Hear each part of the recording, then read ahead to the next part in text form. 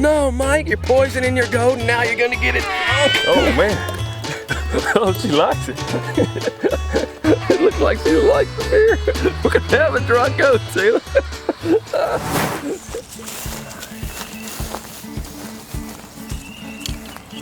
For a little over 13 years now, I've been a homesteader, growing a garden, and mostly raising chickens and ducks.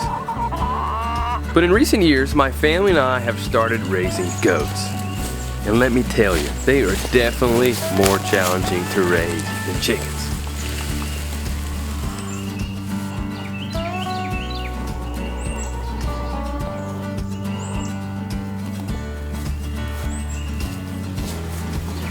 Some of you may be thinking, FITFARMER? That fence is mighty tall. Well, yes, it is. And this electrified netting, even though it's tall, it has worked great for our goats. And so far, we haven't had one escape.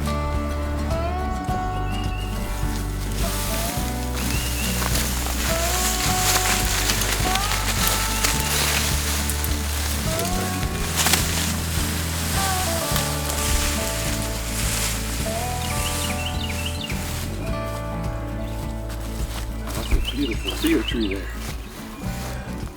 Had a nice space to be able to stretch his canopy out. Beautiful.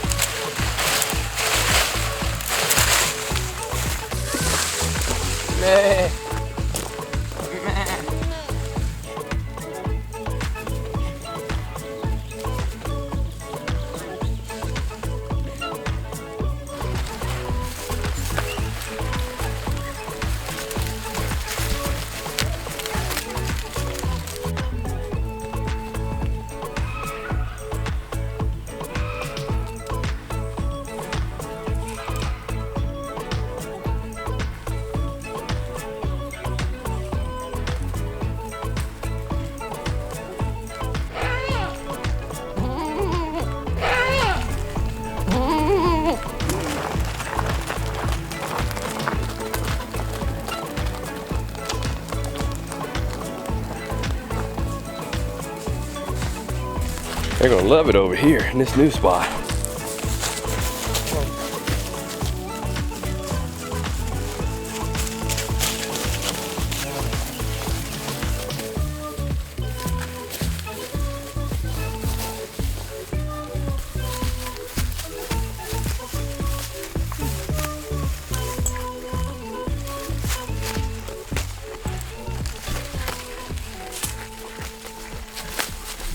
I really think they're gonna like it right here. What do you think? Yes. It feels so good to see our rotational grazing system coming into play. It's working. We bring in the goats first to eat the high stuff as well as the brush. Then after that, we bring in the chickens to eat the low stuff. And while both animals are in the area, they both are adding good fertilizer, their fertilizer, to the soil to improve it. And also they're eating up everything evenly versus an open system where the animals just go all around these open spaces and just kind of pick what they want. They eat the pizza and the candy bars of the pasture and leave some of the undesirables, some of the vegetables, as we would say in human terms, they leave those there. And all the while they do that, those plants grow, produce seeds, and multiply.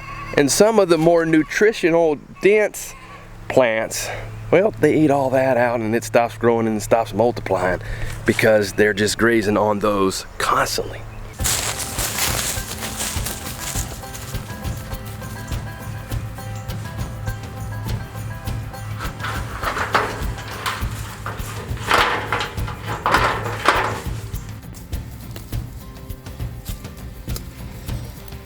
So our moms are over there in the pasture having mom's day out while the kids are over here grazing away right here.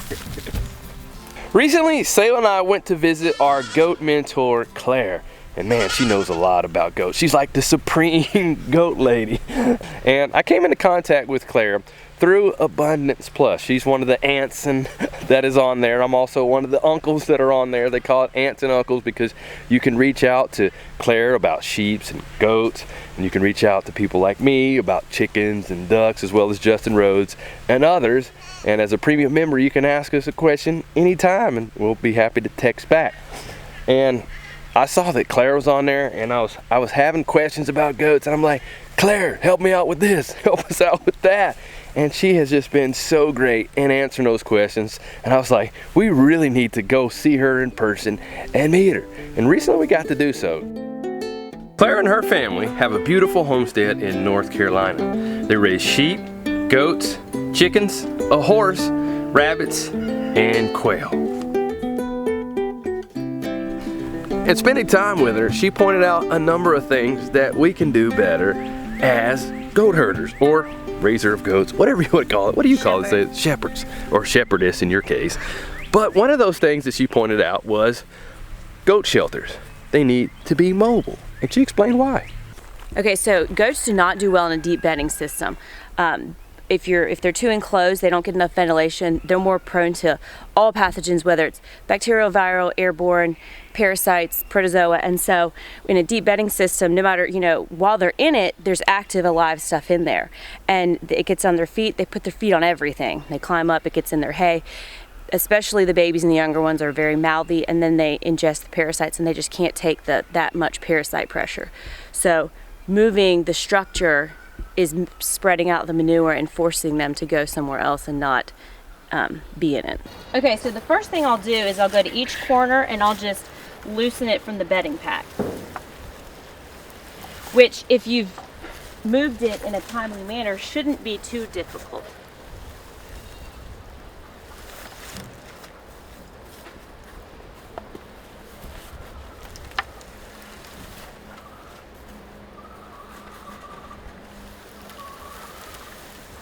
And all I do is I just go back and forth from corner to corner.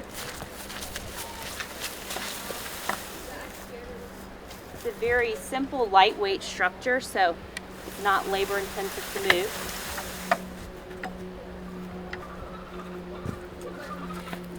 And after I've moved it, you can see the exact outline of where it was. So it's very easy to make sure you get it moved far enough.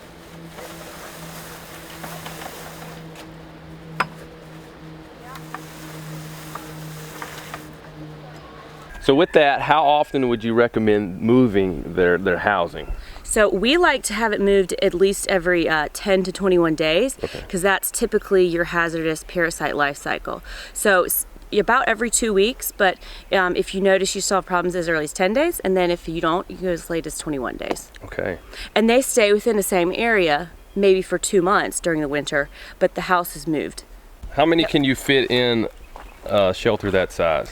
So with goats, that is going to depend on your family unit relationship. If you're keeping family units, mother, daughter, granddaughter, great-granddaughter, they'll all go in there if they need to. You have somebody that's not in that family unit and they may push them out even if there's just 2. But this is, we comfortably have 5 that sleep in here together, and if there were more in their family unit, they would let them in.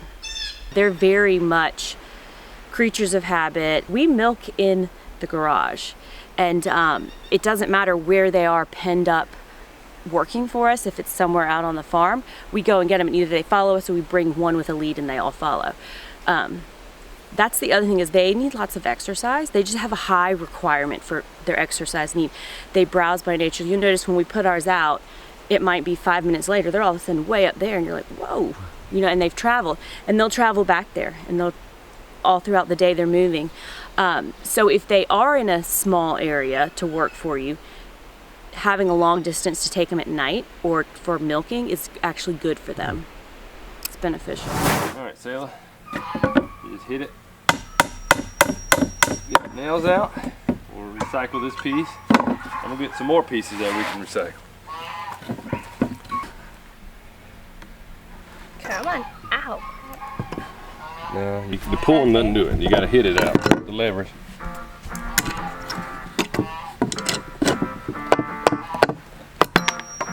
job. Here's that one.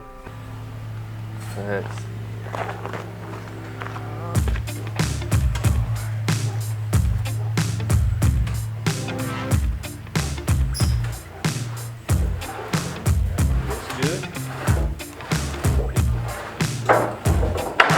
And let's go with this one too.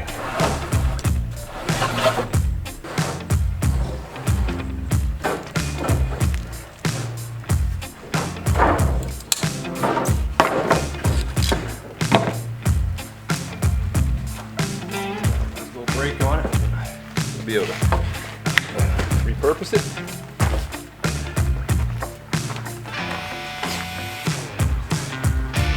A little more. Get it started.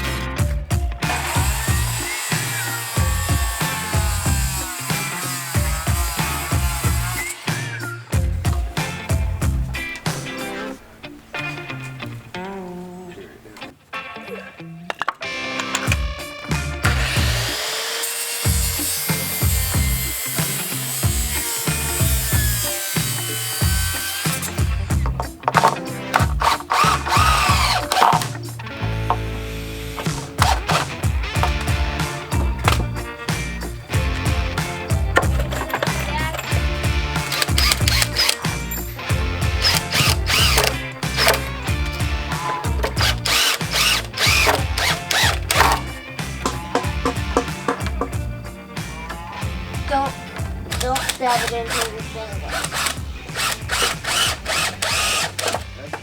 So 2 more 2x4s to cut. So we'll go ahead and measure 2 pieces 8 feet long. Yes, sir.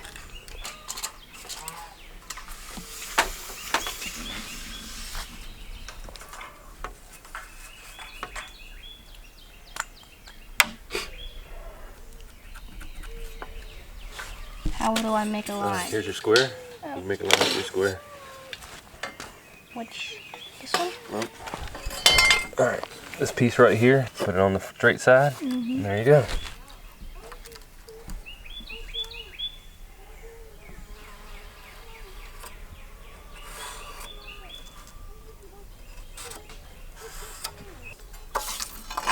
Perfect, way to go. All right, so we're getting there. Making progress, Sailor. Almost at the finish line. And I'm thinking this height right here would be pretty good for even the hay net or feeder, bag, whatever you want to call it, to go right in here. What do you think? Yeah, I can just go right around in there. So if we were ghosts, we could just be on the inside here and do. Oh, and another thing that I noticed at Claire's is that she had a bunch of azaleas that the goats could eat on, and actually they had eaten on them. So I asked Claire, so what about toxic and poisonous plants for goats? I'm very loose about toxicity with plants and stuff like that because they know. They know better than we do. They know what they can handle, and especially ruminants, their rumens can, assimilate to that to be able to take care of them. Daffodils come up when everything is brown. They smell really good and they're green. And so sometimes they'll taste them and they'll say, no, that's bad. But sometimes they're like, no, I really just want something green because I've been all winter long on hay. And they'll just slightly overeat and then it causes neurological issues. And it can build up in their system. And we have had a goat that overdid it on them and got wobbly in the back end and just like kind of scary neurological symptoms resolved after taking off of them. But continually would go after them, and I'm like, you could eat yourself sick on these, so we had to lock her out of the area. And speaking of toxic and poisonous things to goats, a number of videos ago, I talked about feeding grass clippings, fresh grass clippings, to our goats. And a number of you thought, you're gonna poison your goats, you're gonna kill your goats. So I was like, let me talk to Claire about feeding grass clippings to goats. And here's what she said. All right, Claire, so I've gotten comments about feeding our goats grass clippings. Why is that not wrong? Why is that not right? So, if you're gonna let your goat graze in a pasture, it's just as safe to feed grass clippings. Now, why would be a reason you may not? Maybe you've left them in a pile and they've fermented too long. Maybe they're mushy, maybe they're warm, maybe they start to stink. If it's turned into a compost pile, chances are your goat's not gonna eat it. As picky as a goat is, you can generally trust their intuition about what they should and should not eat. A little bit of fermentation on hay is good, actually. In some climates, when they cut hay, they purposefully ferment it in bales so that when it is fed, it has fermented cultures in it for the ruminants that help them to digest the hay as well as they would grass. So when someone told me that, I'm like trying to get into the logic of why it would be wrong to feed grass clippings to our goats. But it just kind of made me think how much other misinformation people start believing just because it's out there. Yes. Just because 10 people have repeated something doesn't make it a fact. It just means 10 people have said it. So we have to stop and think logically, where does the information come from? Knowledge is power, so ask yourself, why is it not okay? Go through the rabbit trail, play the devil's advocate, look at both sides of it, and then try it. Like I said, the goats know, and they typically don't eat, unless forced to, things that are harmful to them. And as I thought about it, I'm like, it doesn't make sense logically for it to be bad for them. Me cutting fresh grass with my mower versus them just eating it fresh, what's the difference? There is none. So they'll eat a lot more, a lot quicker, and you got to do the work. So there you have it. I am not wrong for feeding grass clippings to our goats.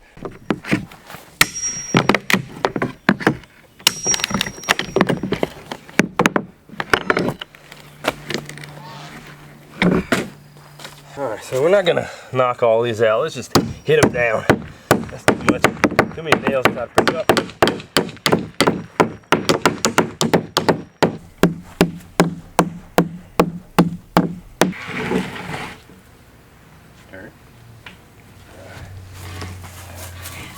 Ready?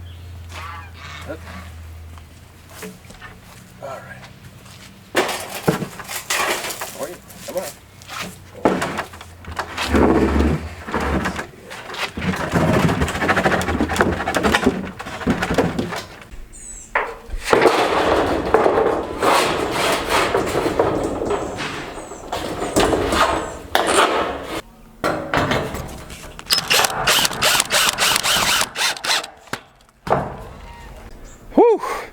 Almost there. Got the roof on now. Still have to put the sides on before we have this thing looking like Claire's mobile goat shed.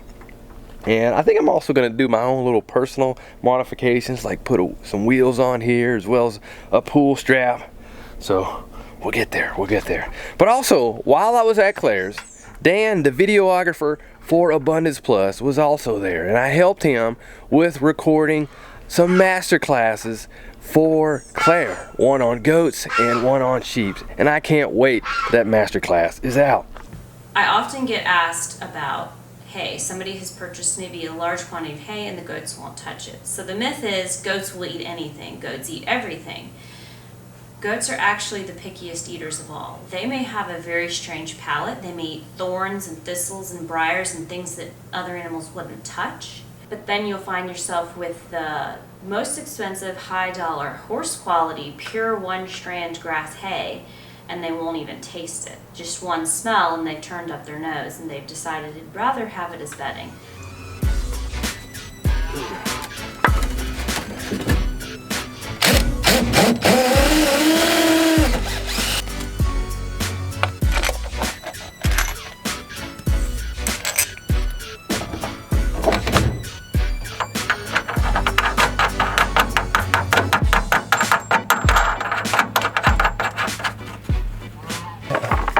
All right, Sailor, we just about got it. I think I can finish the last little bit by myself. So you wanna go ahead and bring in the mamas? You got it by yourself? Think so. All right, so you bring them in, and then I got a little bit of a treat for them. just a little bit.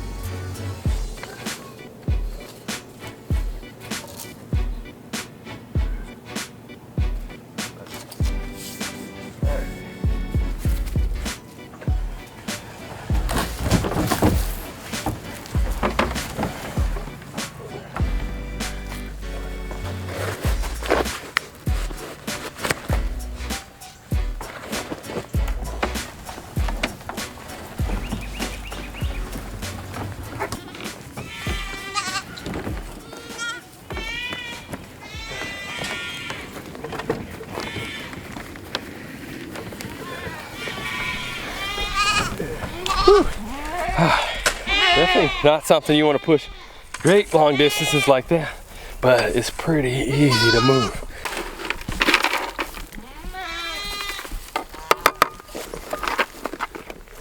And Daddy, also while we were at Miss Claire's, I met Miss Claire's daughter, Anne Marie, and we both take care of the goats. And while I was there, I also got to learn the different stuff they use for the goats' food. And we kind of use the same mix now that they do for their goat feed. Looks like she's liking it. Yummy, yummy. Eat it up. And a number of you have commented numerous times about Hazel here, our oldest female goat, talking about how skinny she is. And that's actually something that I also talked with Claire about. So some of you have noticed before that our main oldest goat, Hazel, well, she's a little skinny. Yep, and some of you guys have mentioned that quite a few times. And Claire has offered some suggestions on what is probably wrong with her and what to do with it. So in Hazel's case, when I look at her, I see a thin goat. I see her along top lines, she's thin like a dairy goat, but she doesn't have a lot of rumen capacity. And so your rumen capacity is found in your belly that hangs lower than the chest and how wide from past the hips. And so what this tells me, since this area is small on her, is not, oh my goodness, they're really starving her. It tells me that she's not able to digest her food. Her rumen doesn't have the right cultures in it to ferment the food she's being given. Does that mean she's not being given a species appropriate diet? It could be, but guess what? I've talked to Mike, and he's doing all the right stuff there. Actually, he's feeding her a lot more than I would be feeding her. Yeah, she eats pretty well. So in her case, I would have said, okay, there's a reason these groceries are just coming out the back end and not sticking to the sides of her. So I reached out to Mike and I said, hey, have you ever thought about rumen restoration? And he said, I don't even know what that is. Sure did. So I shared with him some practices, and the absolute best, easiest, cheapest thing you can do, if you have another goat in milk and she's got a big old fat rumen and she's digesting her food well, you can offer her the raw milk, and some will actually just drink it. They'll drink another goat's raw milk, just drink it down like it's the best smoothie you've ever given them and made for them. And that will help her what, get probiotics and things like that? Absolutely.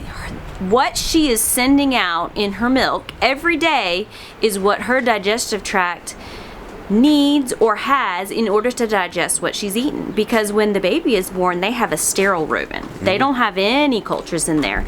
And she wants to give her baby everything it needs to digest the diet she's on. So this can also be done in the same way with another adult goat. If your goat turns their nose up to milk for whatever reason, a couple of things. One, you can actually use this to make a ferment that you can pour over their favorite food. You can also just, if in an emergency situation, you can just squirt some of that in their mouth with a syringe. This is called drenching, and this is sure to get it immediately where it needs to go. And you also mentioned why she's in the position she is right now. Right, so we have a couple of common dairy practices, and one of them is to feed a really high alfalfa diet. And because this is a sole mono diet, goats in nature have lots of variation. They don't eat the same thing twice in a day sometimes. They may travel miles, or they may travel just a quarter acre, but they may go back and forth and find lots of different things to eat.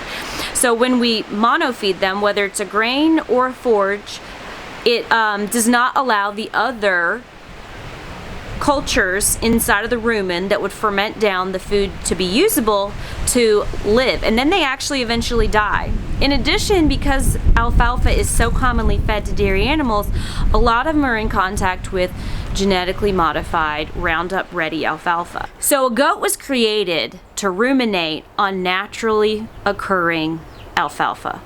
And you can divinely see that they were created by a very intelligent God, and that this alfalfa that he designed is superior and actually digests better. So in addition to being a match and them having the correct fermentation for the correct genetic plant structure, you have something that doesn't match, so they're unable to digest it. In addition, when it is GMO Roundup Ready, it is containing Roundup, which actually is a form of antibiotic, so it actually kills microbes.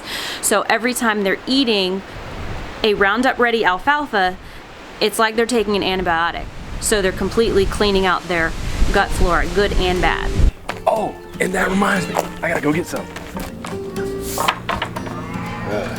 Nice cold beer. All right. Almost got it, almost got it.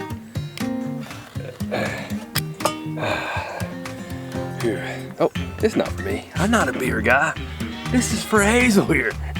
Hey Hazel, wanna try this? Hey, want some beer? You wanna try this? Here, try this. Yeah. There you go. You like that? Yeah? Oh man. Oh, she likes it. You gonna be a beer drinker, Hazel? Is it good? It looks like she likes the beer. We're gonna have a dry goat, Hazel.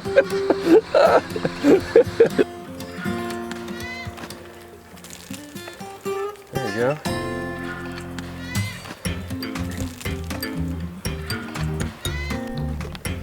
All right. Oh, I think she had enough. She knows her limits. And for those of you who are like, oh no, Mike, you're poisoning your goat and now you're gonna get it drunk.